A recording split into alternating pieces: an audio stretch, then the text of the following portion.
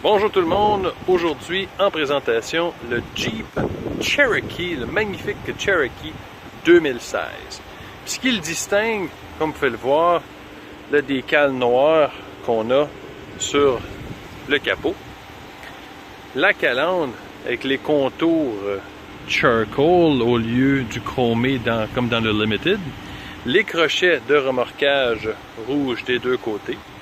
Bien sûr, il vient avec les phares anti-brouillard et ces belles lumières courbées. Le tour d'aile noir, ou charcoal, je devrais dire, avec les roues dans ce cas-ci noir. Ils ont choisi pour ce modèle-là les roues noires.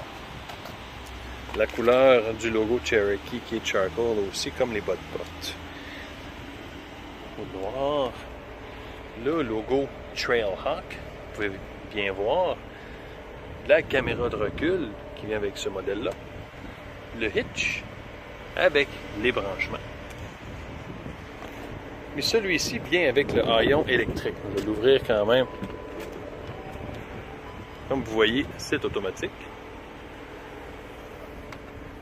Le bouton pour le fermer par la suite. Un branchement 12 volts. La petite sacoche Trailhawk qui s'accroche direct là. Les tapis de caoutchouc pour l'hiver et puis votre spare en arrière. Complété d'un recouvre-bagages qui s'attache comme ceci. Un super beau véhicule, puis il y a de la place en arrière. D'ailleurs, les bancs se rabattent vers l'avant complètement. Donc on va le fermer arrière, on continue. Pour les places à l'arrière, dans ce cas-ci, des bancs de cuir avec un stitching rouge contrastant. Puis regardez les empiècements, à quel point c'est bien fait. Super confortable. Au centre ici, un porte-gobelet refermable. Comme je vous disais, les bancs se referment, donc c'est 40-60. À l'arrière ici, une prise 115 volts pour, disons, un petit congélateur, un petit barbecue. Et puis le Keyless Enter and Go. Ça ici, quand j'ai les clés dans mes poches, j'ai pas besoin de débarrer la porte. Tout ce que j'ai à faire, c'est mettre ma main derrière, puis ça débarre les portes automatiquement. Donc ici, on va voir l'intérieur. Les phares qui comprend le bouton automatique.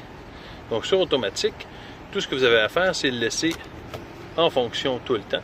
Puis les phares vont se réajuster selon la lumière à l'extérieur. On va fermer ça ici. Puis la radio. Le volant. Contrôle de mon HUD, le display devant. Donc si j'appuie sur les flèches, vous voyez ça changer devant. Il y a plusieurs menus très utiles, dont l'économie de carburant, l'info sur le véhicule. Puis là, vous voyez, il y en a plusieurs, dont plusieurs sous-menus. La pression des pneus qu'on vient de voir, etc. Température de la transmission, température de l'huile, durée de vie de l'huile, tension de la batterie. Puis on revient au départ. Le compteur qu'on voit en kilomètres/heure, le tachymètre, donc digital. Puis au niveau de la console multimédia, le Uconnect 8.4, celui-ci n'est pas... le GPS n'est pas activé, mais on peut toujours l'activer par la suite. Ici, c'est le sélecteur de 4x4. Génial. Le mode automatique est un peu un all-wheel drive. Donc en 2 roues motrices jusqu'à ce que ça commence à glisser. Il transfère du pouvoir aux autres roues.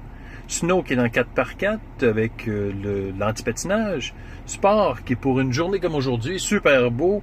Puis on veut avoir une accélération plus rapide. Donc ça écarte les rapports des premières vitesses pour donner une accélération plus.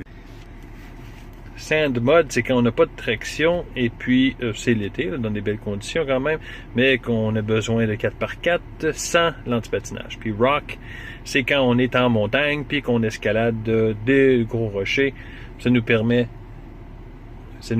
d'aller lentement puis de ne pas endommager le véhicule. Donc ça sépare la première vitesse en 20 fractions. Ça rend le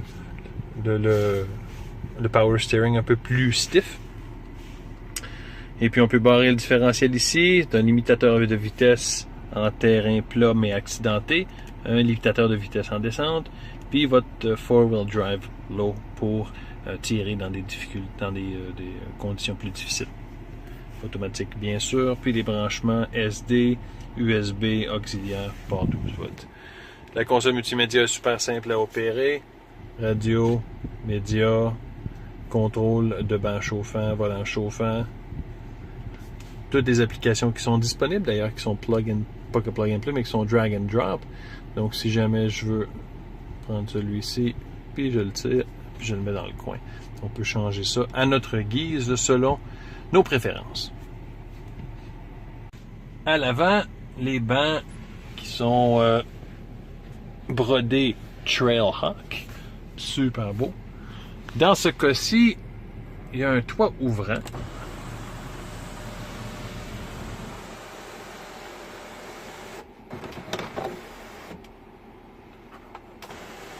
Panoramique.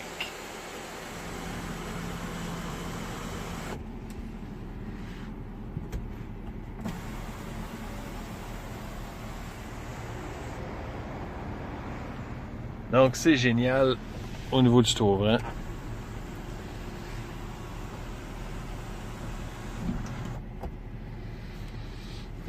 Le miroir anti-autogradateur, c'est-à-dire.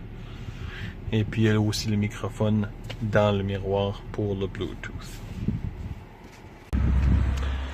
V6 VVT Pentastar pour le Cherokee. L'emplacement de la batterie, lave-glace à droite. Puis un garde devant. Donc, ceci complète la présentation du Cherokee Trailhawk 2016. Si vous avez des questions, n'hésitez pas à me les faire connaître. Vous connaissez mes renseignements